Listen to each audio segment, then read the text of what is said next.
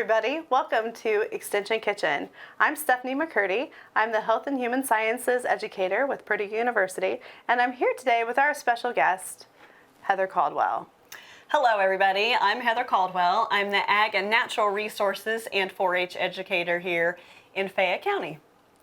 I also share the 4-H educator role as well with Heather, and today we're going to make a delicious Black Forest cake, and we're going to talk to you a little bit about the benefits of being in 4-H in Fayette County, because we have a really great program here.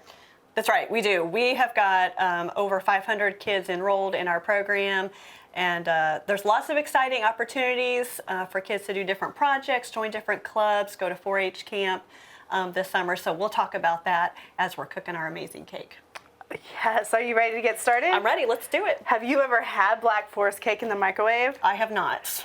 This is gonna blow your mind, Heather. All right, I'm ready. Do you ever have people like stop by your house unannounced and you're like, what on earth am I gonna do with these people? Because all I have here is carrot sticks. Yeah, yes. Yes, sadly that is true sometimes. And you know that people don't come over to eat carrot sticks, No. so let's make them a cake. I love it. All right. I love it. We're gonna Anything start- with chocolate is amazing. I'm in. All right, we're gonna start with a dark chocolate fudge cake here. Just gonna rip it open. We're gonna get crazy. We're gonna put that in the, Oh. here, just hold it over there in case it goes everywhere. Don't be scared. Oh no. I'm a little concerned, guys. This Did is you get scary. it? No, I sure didn't. Here we go. Here we go. We've got it. All right. All right. Add our cake mix in. And what kind is this, Stephanie? Was this like milk chocolate for sure? What kind was it for sure? This is dark chocolate, but you honestly, you can use any chocolate cake. And actually, this is a 2-ingredient cake for the cake itself. So if you think about this, you could create any sort of creation that you want. So we are gonna we're gonna use Cherry Coke Zero. So we don't wanna add that extra sugar in there, but you could use a vanilla cake Oh, okay. and sun-kissed orange or any orange flavored drink and have like an orange creamsicle cake. Great. Okay. Or so this could be any cake or in any soda that you want to put together. Okay. One of my great. favorites is cream soda with vanilla, and it's a cream soda cake. Okay. Sounds So, good. let's pour that in there. All right. Let's get this in. I'm gonna make you do half the work. Listen, she's putting me to work, guys. Okay, so it smells like chocolate. Did you say all of it? All of it. Okay, all thank you. 12 ounces. Smells like chocolate and cherries. Cherries. So this is, you know. That's amazing. I'm going to throw this away. And then we're gonna just stir until it's just moistened. Okay. Do you want to put it in? Yeah, let's take a look so you can see it from the top. It is going to fizzle and bubble just with the carbonation, of course. Yeah. Yum. Take a look at that. So when we So we're not worrying about all of these lumps in here necessarily. We just want it moist. Is that right? not really. Okay. So one of the things we should talk about a little bit is food safety. So always make sure before you get started cooking that you wash your hands with soap and water. And when you're washing your hands, you should always sing the happy birthday song, because that is how long it takes to wash your hands and get the germs off. I think I've So- heard that before. Yeah, we did that before we started cooking here. So Yes. Always want to keep yourself and your people clean yes, and healthy. Okay, how's that look? just a little Good? bit A little more? Okay. A little bit more. All right. All right, there you go. How's So this? Okay. we are going to bake this in the microwave. And if you have never baked a cake in the microwave, it kind of changes your life a little bit when you know that you could bake something in the microwave in just a few minutes. Oh, So nice. we have a microwave safe dish here that we're going to put it in. Okay. So make sure that you are not going to put it in something metal. 'Cause That's right. Don't do that. that will be kind of a STEM lesson for There you you go, if you right. do. All right, we're pouring this cake in here. Okay, there we go. Heather, should Good. we lick the spatula? Listen, on a normal day, yes, but I think today I will not do it. That's a good answer. All right, so I'm just going to pop this in the microwave for Great. 8 minutes. So, Stephanie, this reminds me, we do have a project in 4-H that is called Microwave Foods, and this is an option of something that someone could make.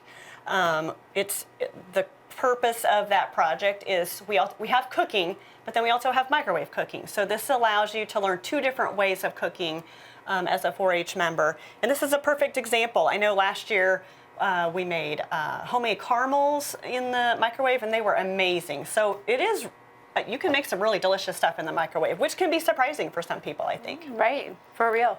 And I think once we learn to use our microwaves for things other than warming up like soup from a can and popcorn, then it becomes a lot more interesting to be able to see what we can do in the microwave. Yeah, this is true. This is true. All right, while we're waiting, let's talk 4-H, shall we? Yeah. Okay, so go ahead. So 4-H here in Fayette County, like Heather said a few minutes ago, we have over 500 kids that enroll every year. And 4-H stands for the head, the heart, the hands, and the health. And I think that's really important when we think about our community as a whole, because our community has its own, head, heart, hands, and health as well. So 4-H gives us the opportunity to help kids learn. Absolutely. Learn about their community and each other and how to be good citizens, and also gives them the opportunity to do some service projects and learn how to help others. That's right. Community service is a big driver of 4-H, and all of our clubs each year are really encouraged to go out in the community and do something with community service. We've got clubs who will paint things on the fairgrounds with permission, of course, from the appropriate people, putting flags on graves of veterans and different things like that. So we really do encourage our clubs to really work on community service projects. So a lot of people, when they think of 4-H, what do they immediately go to? So they go to the fair, and the animals that they see at the fair, that's always what people go to. Did you bring any animals today? I didn't. I didn't bring any animals. Heather. They frowned upon that inside the building. What did you bring? Okay, so today we brought some examples of some projects. So we're going to start, one of the projects that we have is photography. And so we're going to start with this one. This is from an 11th grade 4-H student, and this is called a salon print. So once you get into the upper levels, there's more requirements as far as focus and detail, and really doing a one picture that tells a story. So it's a bit more challenging for our older youth, but they start learning on the first year with just taking 10 pictures and putting it on a poster. In 4-H, we start kids in 3rd grade, and we have a book that gives them guidelines and just some suggestions and rules for things on how to sort of begin as a beginner, and then as they get older into upper high school levels, we do expect some more quality projects, if you will, because they're learning these skills throughout the 10 years of their 4-H program. Mm-hmm. So this is photography with a salon print. All right, so we've got basketry here. So this was made by a high school student as well. We have workshops for basketry. Students. They will learn how to make the basket. It usually takes 2 workshops for most kids to complete the workshop. Mm-hmm. And as they get older here, you see they've got colors. They learn how to dye the reeds. And basketry, we always love these workshops because they kind of make a mess. Yes, so in order to make the basket, they've got to soak the reeds in water, and then they have to learn how to weave and intertwine different types of reeds, different strengths of reeds, different sizes. It's really a lot of effort and work, but I mean, look, this is some great quality product, and we love the basketry project. It's so fun to see what they come up with. I love watching them when they start with basketry because the first year projects, they have no idea what they're doing, so they're learning that whole process. Yes. But then the whole idea of weaving with this big long tail, like the hand-eye coordination and that skill that they learn. Yeah. And not just the ones that we can see, but the ones we can't see, like patience and problem solving is all kind of developed in that moment. Yes. They're making that basket. But they always have such beautiful creations, and it's so much fun to watch them grow. We love that. We love seeing what they show at the fair. Mm-hmm. All right, so there's basketry. So this is a mini 4-H project. So mini 4-H students from kindergarten through 2nd grade can join mini 4-H. And this is a woodworking project. They've made a birdhouse here. We do supply the kit at our office, and then the kids can learn how to put it together, how to use tools, how to follow instructions, how to measure, and then they can paint it and make whatever designs they want on there, and then we display these at the fair. So this is a basic woodworking project, and then again, they can continue in what we call traditional 4-H once they start 3rd grade through 10th grade. They can continue to build upon the skills that they learn. In fact, there is a skills sheet for woodworking that tells them, according to their grade, some new skills or some new tools that they should be using on their woodworking project. And then the judge does follow up with the students when they're turning in their project. He does talk to them about their project, and then they're able to share what things that they've learned and who they've worked with. It's a great way, 4-H projects honestly are a great way to bring families together. A lot of time grandparents are working with their grandchildren on skills that frankly perhaps have been lost, such as sewing and quilting and that kind of thing. So we love to hear those stories. We love to see those projects, and nobody is prouder than a grandparent of their child's project at the fair. And that just warms our heart. We love that. Yes, I agree. All right, well, thank you, Heather, for showing us this project. We're gonna check the cake to see if it's done. All right, and let's then check it. I have a few more questions about 4-H Okay, for you. I'm ready. All right, Let's check this out. It's starting to smell good already. I know. Oh, look at that. Ooh, it looks beautiful. Ooh, this is looking good. I know. So we're gonna take a knife here, or you can use a toothpick, and stick it right into the center and pull it out. And if it comes out clear, then it's done. So it's not quite clear. It's got a little bit left. So we're gonna put it back in for about another 2 minutes and go from there. All right, sounds good. We'll test this out. And again, this is a great way to learn basic skills. I mean, frankly, cooking is a survival skill. You know, we all have to know how to cook. So we can't all afford cooks to take care of us at dinner time, which I wish we could. But this is an excellent skill to learn, and some. Like we mentioned, sewing, different interior design projects that we have. Right. So there's really life skill lessons in a lot of these projects that we offer our students. Starts out with life skills, and then it grows into leadership, because Correct. once you get into high school, you have the opportunity to join the junior leaders. Correct. And become a leader in 4-H. And that always looks good when you're applying for college or scholarships or even jobs moving into the future. This is true. And you've developed those soft skills that employers are looking for, like showing up to work on time, completing your project, start to finish, all those kind of things. Organization, attention to detail, working in a team sometimes. So this is really good. Yeah. Junior Leaders is an excellent opportunity for students. Actually, it starts in 7th grade, 7th through 12th grade students that are enrolled in 4-H. And we give those junior leaders opportunities in the community that they might not be able to see otherwise. So for example, last year, we did take the junior leaders to the mayor's office. They were able to talk to the mayor about his job, look around City Hall and see what things look like, and then we actually attended a city council meeting so that they can learn what government in action actually looks like. You know, I had asked the youth before we went there, I said, how many of you know, first of all, where City Hall is even located? And I think 2 of the youth knew where it was located, and I said, how many of you have been inside City Hall? And no one had said anything. So it's a great opportunity to see new things in our community that perhaps they haven't been able to do before. We've also taken a trip to Mary Gray Bird Sanctuary, and community service, as we mentioned with 4-H clubs, still a focus of our junior leader clubs. So we have done several community service projects with those youth as well. All right. All right, here we go. She's excited. I'm excited. It smells so good in here. It smells delicious. It's chocolate goodness. All right, here we go. Right there. Yes. All right, so we're going to check it again. I'm going to test it out. I'm going to wipe our knife off so we can get a real test. Yep. All right, here we go. Ooh, look at that. Look at that. That looks pretty amazing. So we're going to give it a few minutes to cool. Excellent. And then, you know, we'll flip it out on the plate. So if you guys have never flipped a cake out, I'll just demonstrate this for you.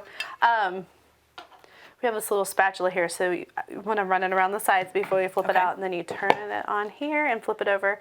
But it really needs to cool for a few minutes before we do that. Gonna burn our hands off. Pretty hot. So stick that up there. There we go. Through the magic of television, though, I love it. we already have one already flipped out. So it looks pretty Excellent. good, right? It does look good, yeah. But we need the toppings. For sure. Frosting is my favorite part. I mean, for real. let's not mince words on that. Right. So we have a can of creamy chocolate frosting here. Excellent. And we're also going to throw it in the microwave. Okay. Take the foil wrapper off. That's super important. Yes. And you need to get all the little pieces of foil off of it. So if it tears a little bit, you need to work really hard because it's going to that's true. make some noise in there. That's true. So we're going to go 30 seconds at a time Okay. with our Okay. With our frosting. with our frosting. Okay. Okay, so why that's doing that? Okay. When is the fair? Okay, so the fair always starts the last Saturday of July. And then it goes from Saturday to Saturday. So I believe this year it's July 29th or 30th. 29th. 29th, thank you. And we'll go through August 5th. And the week before that is what we call pre-judging week. That's when the projects in Expo Hall come in and get judged. So that's when you would bring in perhaps this microwave cooking project.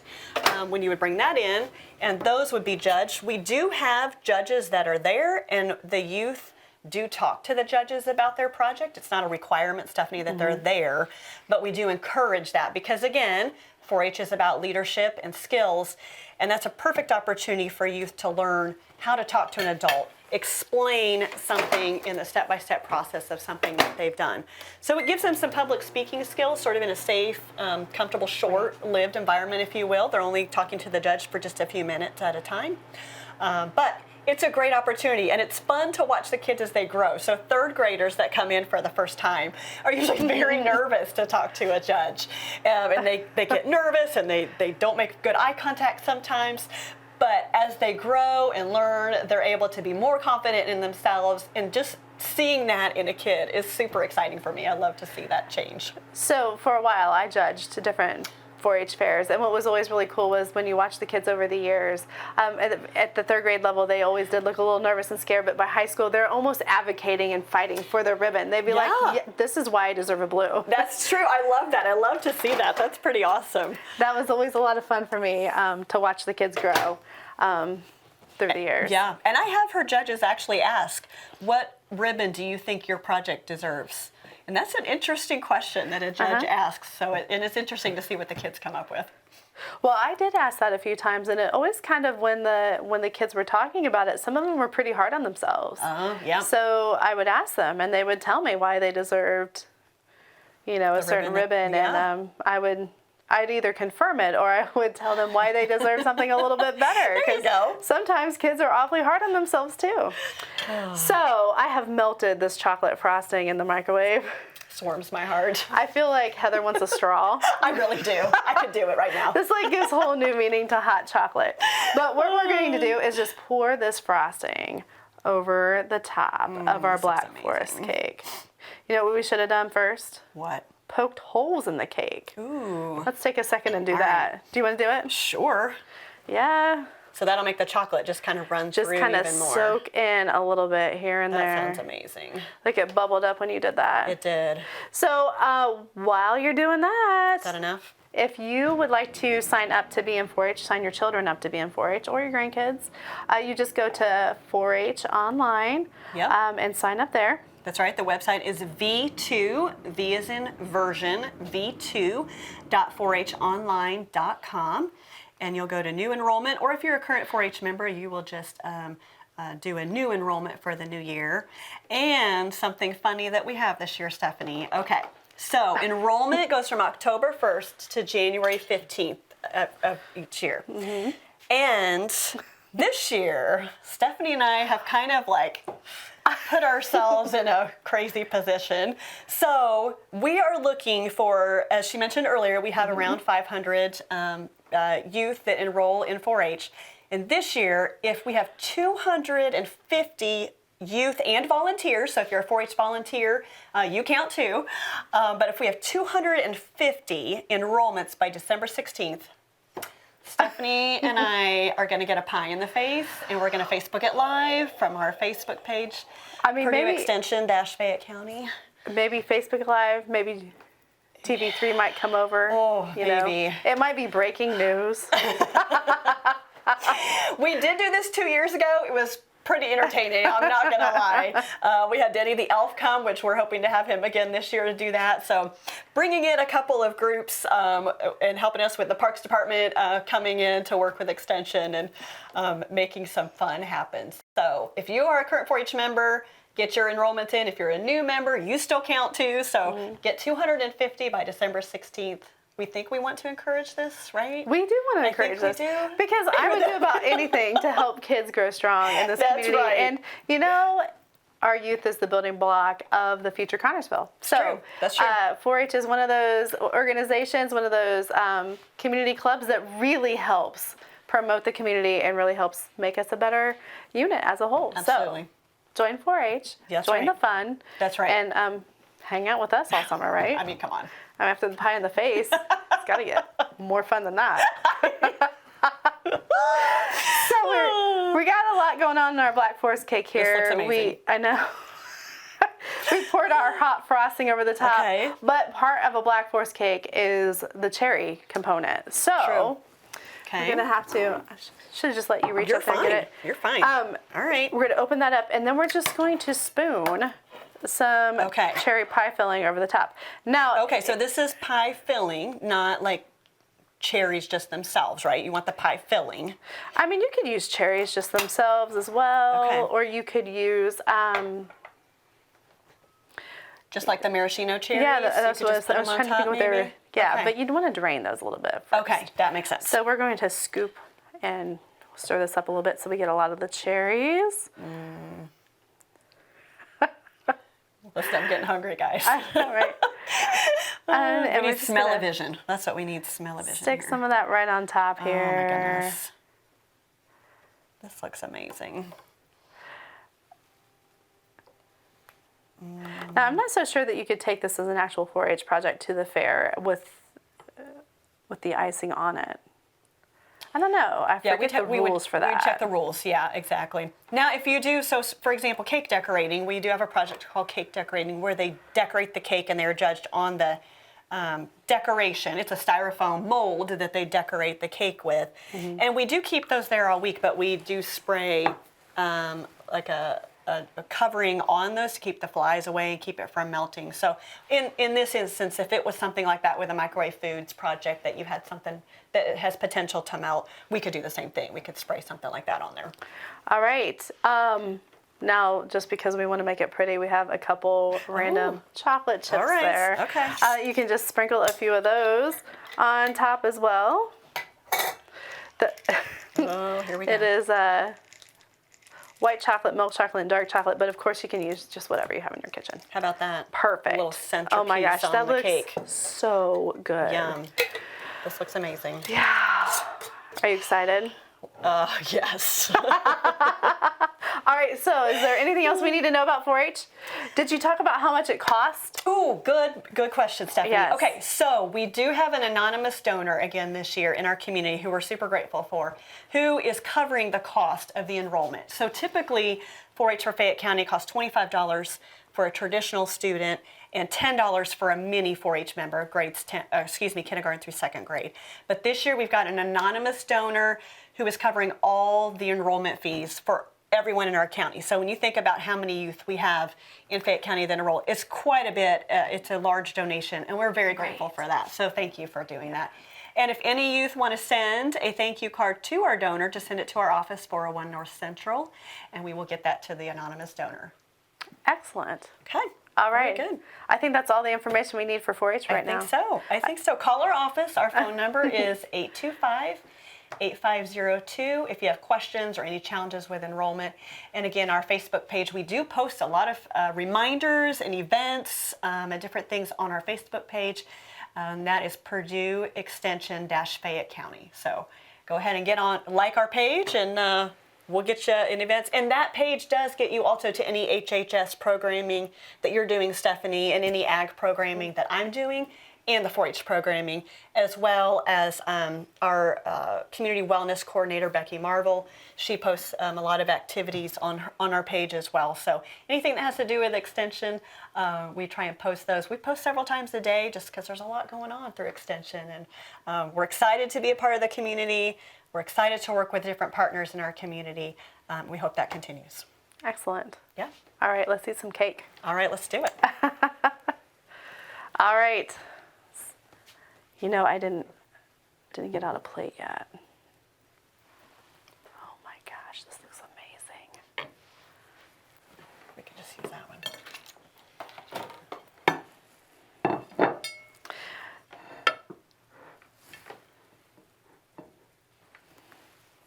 We don't even have any.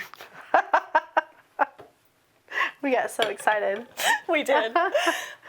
Oh, here, just use that.